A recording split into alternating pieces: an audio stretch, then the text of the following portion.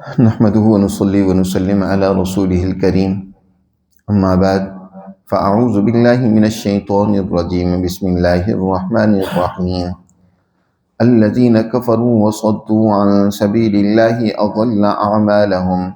والذين آمنوا وعملوا الصالحات وآمنوا بما نزل على محمد وهو الحق من ربهم كفر عنهم سيئاتهم وأصلح بالهم ذلك بأن الذين كفروا اتبعوا الباطل وأن الذين آمنوا اتبعوا الحق من ربهم كذلك يضرب الله للناس أمثالهم صدق اللہ العظیم۔ یہ سورہ محمد کی ابتدائی آیات ہیں۔ اس سورہ مبارکہ کے دو نام ہیں، ایک تو سورہ محمد ہے اور دوسرا اس سورہ مبارکہ کا نام سورہ قتال بھی ہے۔ اور سورہ قتال کی وجہ یہ ہے کہ اس سورہ مبارکہ میں مسلمان جماعت کو جنگ و قتال سے متعلق اہم قوانین، ضابطے اور اصول بتلائے گئے۔ اس سے پہلے 7 صورتوں کا وہ ایک سیٹ گزرا ہے جن کو حوامیم سبعہ کہا جاتا ہے، جن میں اللہ سبحانہ و تعالیٰ نے دین اسلام کے بنیادی نظریات و افکار کو بڑی تفصیل کے ساتھ واضح کیا ہے۔ دین اسلام کا اصل اور بنیادی فلسفہ کیا ہے اور اس فلسفے پر اس کی معاشی، اس کی سیاسی تشکیل کس طرح ہوگی، اس کو اللہ نے بڑی تفصیل اور ترتیب کے ساتھ بیان کیا۔ اور اس کے بعد اب ضرورت ہے کہ مسلمان جماعت جب دنیا میں اللہ کی ان تعلیمات کے مطابق عملی نظام قائم کرے گی تو ساری انسانیت، قومیں اور افراد اس کو آسانی سے قبول نہیں کر لیتے، بلکہ جو شر پسند طاقتیں اور قوتیں، مفاد پرست طبقات ہوتے ہیں، وہ اس کے راستے میں رکاوٹ کھڑی کرتے ہیں۔ ایسی رکاوٹوں کو آپ محض پیار و محبت سے دور کرنا چاہیں، دعوت و نصیحت اور واعظ سے سمجھانا چاہیں تو ان کی سمجھ میں بات نہیں آتی۔ ان کے لیے آپ کو طاقت استعمال کرنی پڑتی ہے،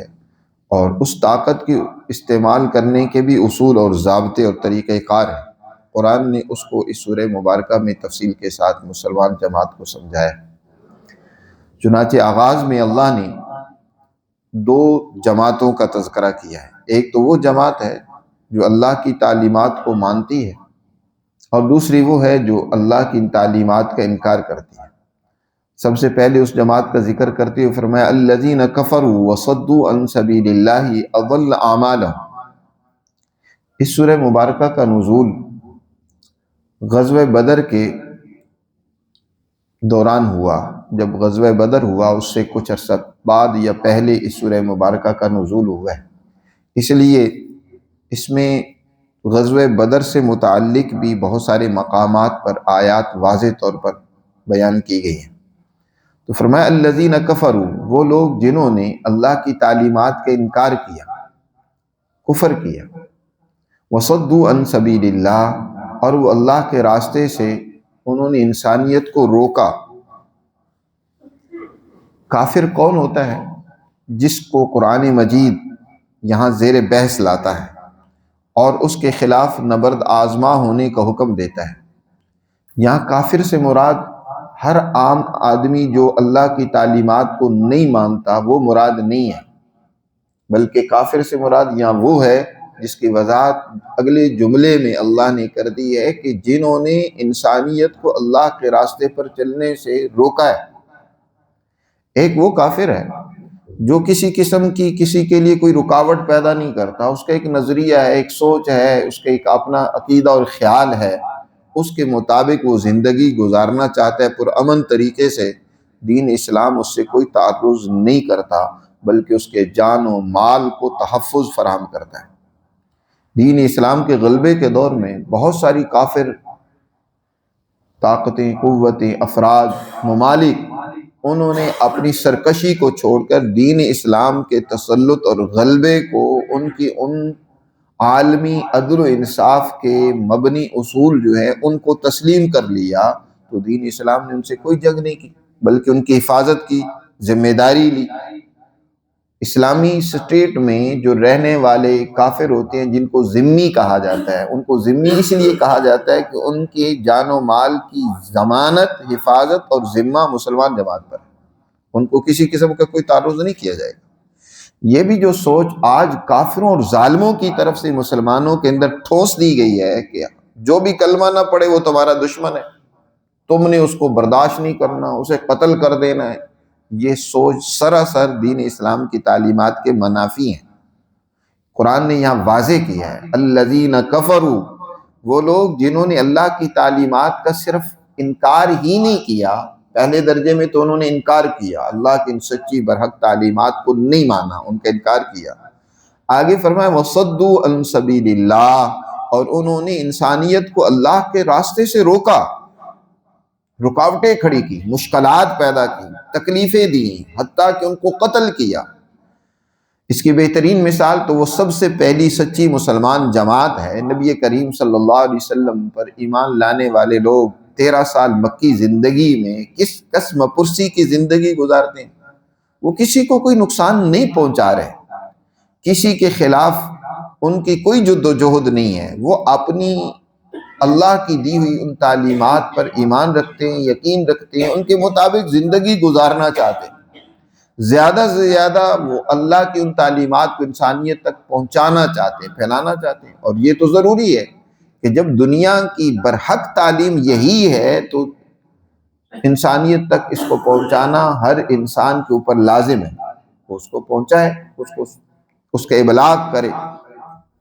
تو ان کو انہوں نے، مکہ کے کافروں نے کون سے ظلم و ستم کا نشانہ نہیں بنایا، ان کو زد و کوب کیا، حتیٰ کہ بعض کو تو شہید کر دیا ہے، یہاں رہنے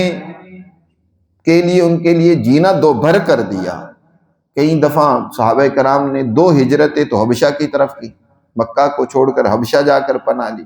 پھر تیسری ہجرت جو ہے وہ مدینہ منورہ کی طرف کی، تو مدینہ منورہ میں ہجرت کرنے کے بعد کیا یہ چین سے بیٹھ گئے؟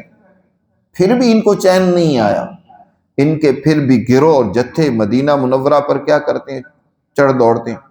جہاں ان کو موقع ملتا ہے وہاں ان کے مویشی کو لوٹ لیتے ہیں۔ ابو سفیان کی قیادت میں 200 کا ایک جتھا مدینہ منورہ کے اردا گرد آبادی پر حملہ آور ہوتا ہے، وہاں مسلمانوں کے مویشیوں کو لوٹ لیتے ہیں۔ 2 مسلمان کھیتوں میں کام کر رہے ہیں، ان کو قتل کر دیتے ہیں۔ تو اس طرح کی حرکتیں یہ کرتے رہتے ہیں کہ مسلمانوں کو امن کی زندگی گزارنے نہیں دیتے، عزت کے ساتھ جینے نہیں دیتے۔ تو ایسے کافروں کے لیے اللہ نے ارشاد فرمایا اضل اعمالہم، اللہ نے ان کے تمام کاموں اور اعمال کو ضائع اور برباد کر دیا۔ اضل اعمالہم، اس سے مراد ایک تو یہ ہے کہ اللہ آخرت میں ان کے کسی عمل کا انہیں کوئی اجر و ثواب نہیں دے گا، اگر کوئی اچھا کام انہوں نے کیا بھی ہے تو اس کا زیادہ سے زیادہ بدلہ اللہ دنیا ہی میں دیتے۔ جیسے گزشتہ صورت میں یہ بات اللہ نے ارشاد فرمائی ہے کہ جب ایسے ظالموں اور کافروں کو جہنم کے کنارے پر کھڑا کیا جائے گا، انہیں کہا جائے گا کہ یہ دنیا اذھبتم طیباتکم فی حیاتکم الدنیا واستمتعتم بہا، یہ دنیا کی زندگی میں تم نے مزے کر لی ہیں، یہ تمہارے جو کچھ اچھے کام تھے نا اس کا یہ بدلہ ہے جو تم نے دنیا میں فائدہ اٹھا لیا۔ واستمتعتم بہا فالیوم تجزون عذاب الہون بما کنتم تستکبرون فی الارض بغیر الحق، لیکن دنیا میں جو تم تکبر، سرکشی، ظلم و زیادتی کرتے تھے، آج اس کی سزا تمہیں اس ذلت اور تباہی و بربادی کی صورت میں، جہنم کی صورت میں بھگتنی ہوگی۔ تو ان کے اعمال غارت گئے، جو اچھے اعمال تھے آخرت میں ان کے کام آنے والے نہیں ہیں۔ اور دوسرا مطلب یہ بھی ہے کہ اضل اعمالہم، جو اس سورہ مبارکہ کے ساری تفصیلات کو سامنے رکھا جائے تو یہی مفہوم زیادہ واضح یہاں اس موقع پر لگتا ہے، وہ یہ کہ یہ بڑی کوشش کر رہے تھے شروع ہی سے، یہ مکہ کے کافر، مسلمان جماعت کو دبانے کی، ان کی آواز کو ختم کرنے کی، ان کی جد و جہد کو ناکام کرنے کی۔ کیا پہلے دن سے ابو جہل اینڈ کمپنی نبی کریم صلی اللہ علیہ وسلم کی اس دعوت کے راستے میں رکاوٹیں نہیں ڈال رہی تھی؟ ان کی پوری کوشش تھی کہ کسی طرح اس دعوت کو یہیں خاموش کر دیا جائے، یہ آگے نہ بڑھے، یہ نہ پھلے پھولے، نہ آگے دنیا میں غالب آئے۔ اس کے لیے انہوں نے ہر ممکنہ لالچ کا راستہ اختیار کیا، پریشر کا راستہ اختیار کیا، مار پٹائی کا راستہ اختیار کیا، جو بھی ان سے ہو سکتا تھا انہوں نے وہ ہر ممکنہ کوشش کی۔ آخری کوشش یہ کہ 1000 کا لشکر لے کر وہ مدینہ منورہ، ایک چھوٹی سی بستی ہے، اس پر چڑھ دوڑے۔ مدینہ منورہ اس دور میں کوئی اتنی بڑی بستی نہیں تھی، اور نہ ہی کوئی یہاں زیادہ وسائل تھے، کاشتکار لوگ تھے۔ کاشتکار ہمیشہ سے بیچارے وہ ضرورت کا ہی ان کا کھانا پینا اور گزر بسر ہوتی ہے، کوئی اتنے خوشحال لوگ نہیں ہوتے۔ اور مکہ مکرمہ اس کے مقابلے میں بہت بڑی آبادی تھی مدینہ کے مقابلے میں، اور یہاں کے رہنے والے باشندے وہ تجارت پیشہ تھے۔ تاجر طبقہ ہمیشہ سے خوشحال ہوتا ہے، ان کے پاس دولت کی فراوانی ہوتی ہے، پھر دوسرے ملکوں میں آنا جانا ہوتا ہے، اور وہ ان کی تہذیب سے، ان کے تمام دیگر معاملات سے بھی وہ واقف ہوتے ہیں۔ تو مکہ کے لوگ وہ ان تمام چیزوں سے واقف تھے، یعنی وسائل بھی ان کے پاس ہیں اور تعداد بھی ان کے پاس ہے۔ اب ان وسائل کو بروئے کار لاتے ہوئے اور افرادی طاقت و قوت جمع کرتے ہوئے مدینہ منورہ پر سنہ 2 ہجری میں چڑھ دوڑے بدر کے میدان میں، مسلمانوں کو ختم کرنا چاہتے ہیں۔ اور مسلمان ان کے پاس کوئی تعداد بھی نہیں ہے، 313 افراد ہیں جو بدر میں ان کے مقابلے میں اترے، اور اسلحہ بھی کوئی باقاعدہ نہیں ہے، جنگی ساز و سامان بھی نہیں ہے۔ تو اب ان کی محنت، ان کی دیکھیں تعداد، دیکھیں اسلحہ، دیکھیں ان کی جدوجہد اور کوشش دیکھیں، بڑی انہوں نے کی ہے شروع سے لے کر آگے تک، آخر تک، لیکن ان کی ساری کوشش ہر موقع پر کیا ہوئی؟ ناکام ہوئی۔ یہ ذلیل ہوئے، رسوا ہوئے، ہر موقع پر انہیں ناکامی کا سامنا کرنا پڑا۔ اسی کو اللہ یہاں بیان فرما رہے ہیں، اضل اعمالہم، ان کی محنت اور عمل کو اللہ برباد کر دے گا، ضائع کر دے گا، وہ کسی کام نہیں آئے گی۔ یہ کثرت، یہ تعداد، یہ طاقت و شان و قوت ان کے کسی کام نہیں آئے گی۔ والذین آمنوا، ان کے مقابلے میں وہ لوگ جنہوں نے اللہ کی تعلیمات کو مانا، دین حنیفیت کی اصولوں کو انہوں نے تسلیم کیا، اور اس ایمان کے مطابق انہوں نے اعمال کیے، وعملوا الصالحات، اور صالح اور نیک عمل کیا۔ عمل کا صالح ہونا اس پر منحصر ہے کہ انسان کا عمل اگر تو ایمان کے مطابق ہے تو پھر وہ عمل صالح ہے، اگر انسان کا عمل ایمان کے مطابق نہیں ہے تو وہ عمل طالع ہے، یعنی جو اس کا نظریہ ہے، جو جس چیز کو اس نے مانا ہے، قبول کیا ہے، اگر اس کے مطابق کام اور عمل کر رہا ہے تو وہ گویا کہ عمل درست ہے، اگر اس کے مطابق کام نہیں کر رہا، اس کے خلاف کام کر رہا ہے تو اس کا عمل صالح نہیں ہے۔ جی، تو فرمایا الذین آمنوا، جو ایمان لے آئے۔ یا ایمان کا 2 دفعہ ذکر ہے، پہلے دفعہ جو ایمان ذکر کیا گیا اس سے مراد دین حنیفیت، جس کی بنیاد حضرت ابراہیم علیہ السلام نے رکھی، وہ انسانیت کے بنیادی اصول اور ضابطے جو حضرت ابراہیم علیہ السلام لے کر آئے، اور اس پر بعد کے تمام انبیاء علیہ السلام چلتے رہے۔ تو جو جماعت ان کو تسلیم کرتی ہے اور ان کے مطابق عمل کرتی ہے، پھر اس دین حنیفیت کے آخری نمائندے، امام، جو اب اس دین حنیفیت کی کامل اور مکمل صورت لے کر انسانیت کے سامنے تشریف لائے ہیں، وہ جناب رسول اللہ صلی اللہ علیہ وسلم کی ذات گرامی ہے۔ آپ اس دین حنیفیت کے آخری امام اور نمائندہ ہیں، تو لہٰذا اس دین حنیفیت کو ہی نہیں، ان کے اصولوں کو ہی نہیں، بلکہ آپ صلی اللہ علیہ وسلم کی اس کامل اور مکمل تعلیم کو جو ساری انسانیت کی کامیابی کے لیے حضور صلی اللہ علیہ وسلم پر اتری ہے، اس کو بھی مانتے ہیں۔ اس لیے فرمایا وَآمَنُوا بِمَا نُزِّلَ عَلَى مُحَمَّد، اور جو ایمان لے آئے ان تعلیمات کو جو نازل کی گئی محمد صلی اللہ علیہ وسلم پر۔ وَهُوَ الْحَقُّ مِنْ رَبِّهِمْ، اور یاد رکھو یہی تعلیمات جو حضور صلی اللہ علیہ وسلم پر اتری ہیں ان کے رب کی طرف سے برحق اور سچی تعلیمات ہیں۔ یہی وہ تعلیمات ہیں جو انسانیت کی کامیابی کی ضامن تعلیمات ہیں، انسانی فطرت کی ترجمانی کرنے والی تعلیمات ہیں، یہ برحق ہیں ان کے رب کی طرف سے۔ تو دوسری وہ جماعت ہے، ان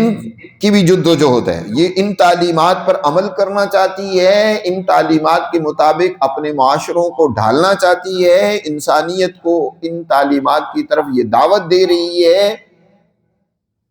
تو اس جماعت سے بھی غلطیاں ہو جاتی ہیں۔ انسان دنیا میں جب بھی کوئی جماعتیں تشکیل پاتی ہیں، کوئی دنیا میں انقلاب برپا کرنا چاہتی ہیں، کوئی تبدیلی لانا چاہتی ہیں، کوئی سسٹم قائم کرنا چاہتی ہیں، تو سارے عمل میں بہت ساری غلطیاں کوتاہیاں ہوتی ہیں انسان سے۔ انسان بہر صورت انسان ہے، انسان سے نسیان، بھول چوک بھی ہو جاتی ہے۔ حضور صلی اللہ علیہ وسلم نے ارشاد فرمایا کہ آدم جو ہمارے باپ تھے ان سے بھی غلطی ہوئی تو ان کی اولاد سے بھی غلطیاں ہو جاتی ہیں، تو اس جماعت سے بھی غلطیاں، لیکن یہ غلطیاں دیدہ دانستہ نہیں کرتے،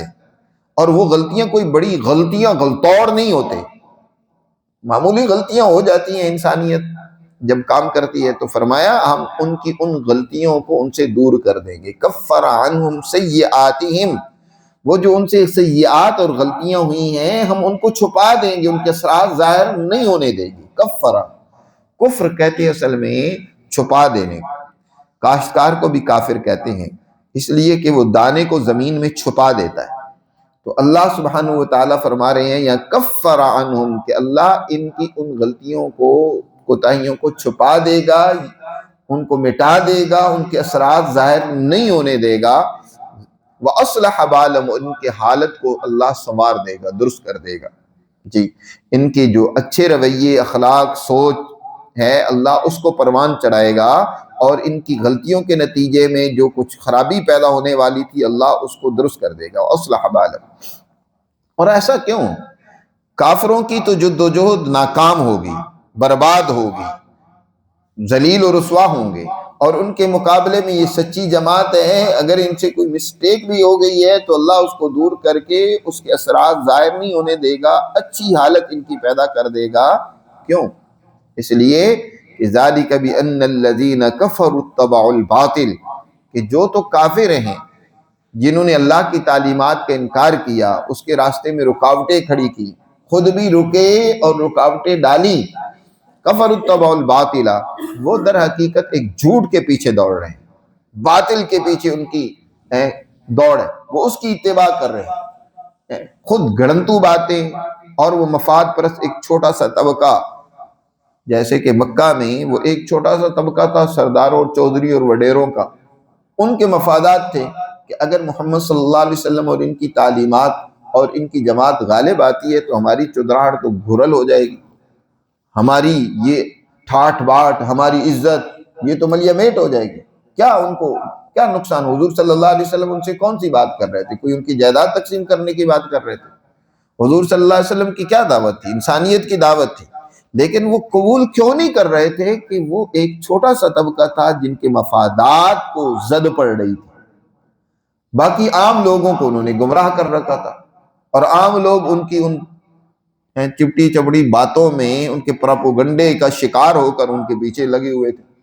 آج بھی دنیا میں یاد رکھو، دنیا میں جنگیں جو ہوتی ہیں وہ دو طرح کی ہوتی ہیں۔ ایک جنگ ہوتی ہے انتفاعی مفاد پرستی کی، کہ ایک مخصوص طبقے کے مفادات ہوتے ہیں اور وہ اپنے مفادات کی خاطر جنگیں بھی کرتا ہے، لڑائیاں، جیسے کہ یہ مکہ کے کافر اپنے مفادات کے تحت میدان میں اترے، لڑائی کی بدر میں، یا آج جیسے امریکہ بدماش لڑائی کر رہا ہے، دنیا کے اوپر جنگیں مسلط کر رہا ہے اپنے مفادات کے لیے، کہ ان قوموں کے وسائل لوٹنا چاہتا ہے، اور اس کے پیچھے وسائل ایک چھوٹے سے طبقے کے ہیں، باقی جو عوام ہے ان کے کوئی مفادات نہیں ہے،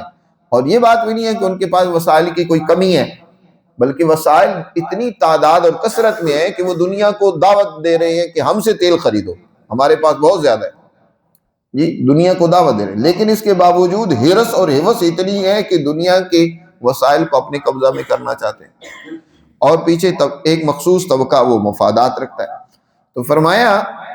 کہ اللہ سبحانہ و تعالیٰ ارشاد فرماتے ہیں کہ یہ جو کافر ناکام ہوں گے، ذلیل و رسوا ہوں گے،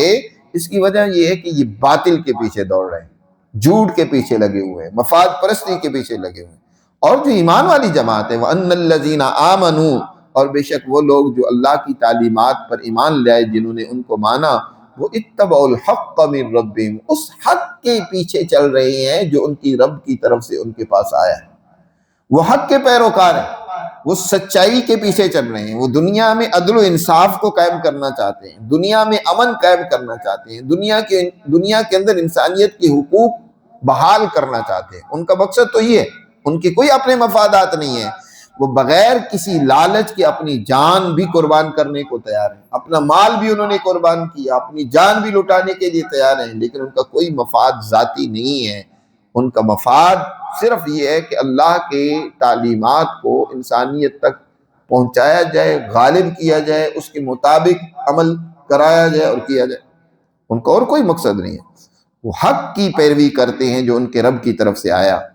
تو کذالک یضرب اللہ للناس امثالہم، اس طرح اللہ لوگوں کے سامنے ان کے احوال بیان کر رہا ہے کہ مختلف لوگوں کی حالتیں ہیں. دیکھ لو، ایک ظلم اور سرکشی پر ڈٹی ہوئی ہے، دوسری عدل امن کی بات کر رہی ہے. تو اب دیکھو، تم خود ہی بتاؤ کہ نتائج کیا نکلنے چاہیے، کس کے حق میں نکلنے چاہیے، کس کو غلبہ ہونا چاہیے، کس جماعت کو کامیاب ہونا چاہیے، تم خود ہی بتاؤ. کذالک یضرب اللہ للناس امثالہم. ابتدا میں ان 3 آیات کے اندر اللہ سبحانہ و تعالی نے 2 جماعتوں کی تقسیم کی ہے کہ دنیا میں ہمیشہ 2 طاقتیں اور قوتیں، ایک حق کی پیروکار اور ایک باطل، جھوٹ اور پروپوگنڈے کے پیچھے چلنے والی جماعت ہوتی ہے. کامیابی یقیناً اللہ سبحانہ و تعالی سچی جماعت کو ہی آخر عطا کرتے ہیں. آگے اس جماعت، سچی جماعت کو اب دشمن کے مقابلے میں ڈٹ کر مقابلہ کرنے، ہمت کے ساتھ، جرت کے ساتھ ان سے جنگ کرنے، ان کے سامنے نہ جھکنے کی دعوت اور ان کے حکم دیا جا رہا ہے. آگے در حقیقت جنگ کے اصول اور ضابطے کہیں بیان کیے جا رہے ہیں، اس پر تفصیلی گفتگو انشاءاللہ آئندہ درس میں کریں گے. اللہ ہمیں سمجھ نصیب